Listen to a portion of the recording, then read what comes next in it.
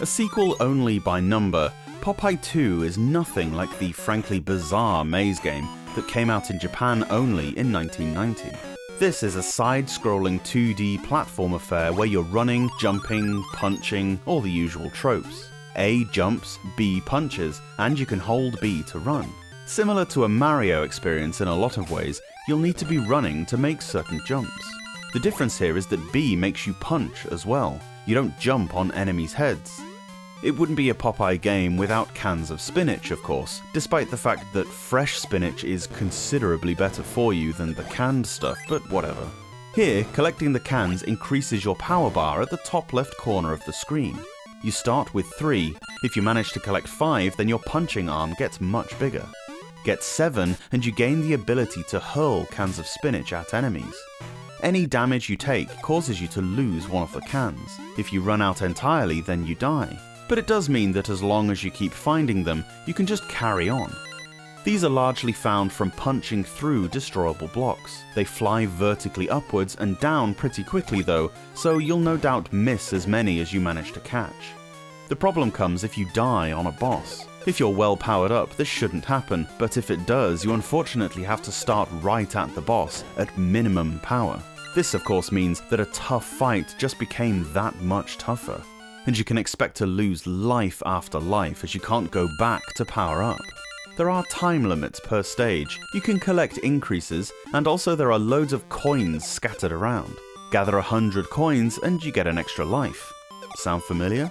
You are largely moving from left to right, but also there are plenty of secrets that require you to jump upwards or travel back on yourself, onto clouds and treetops and such. You might get a 6 golden coins feel to it rather than the first Mario Land, but bear in mind that this game came out before that one. Graphically, this game has a humorous edge to it, consistent with what was a really weird looking cartoon. I mean, how do you get forearms that large while still having skeletal upper arms? And the music and sound effects are excellently executed. The controls are nice and responsive, although it can be a little tricky to pull off a running punch at first, seeing as how both moves are controlled by the same button. You have to release and quickly press B again. You'll get it. Ropes can be a challenge to use at times. Jumping off them is not too sharp, but by and large the controls are totally fair and not that frustrating. Platform hit detection is really generous. Again, there's little frustration there. If you fall, it's probably due to your own lack of skill. 0 points for originality. This is a Super Mario ripoff, let's be completely honest. But hey, if you're gonna clone something, at least clone the best, right? Oh, and speaking of originality, I forgot to mention the innovative page turner that is the storyline, Bluto's kidnapped olive oil. That took at least 5 seconds to come up with.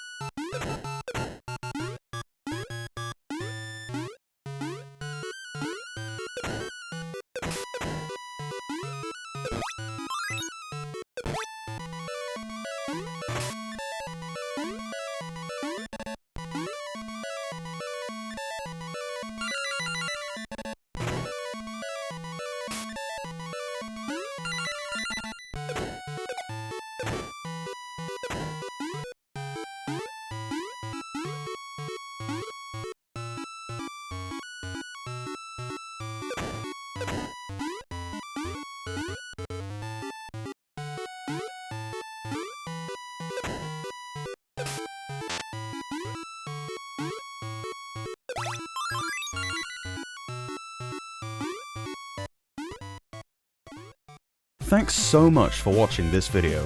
Let me know your thoughts on the game down below, and if you can spare a second, give the review a quick thumbs up, it really helps out. Subscribe to the Portable Power podcast for a new Game Boy review every day from Monday to Friday. Or alternately, new episodes of the podcast drop every Saturday and Sunday on whichever platform you get your pods. See you later on.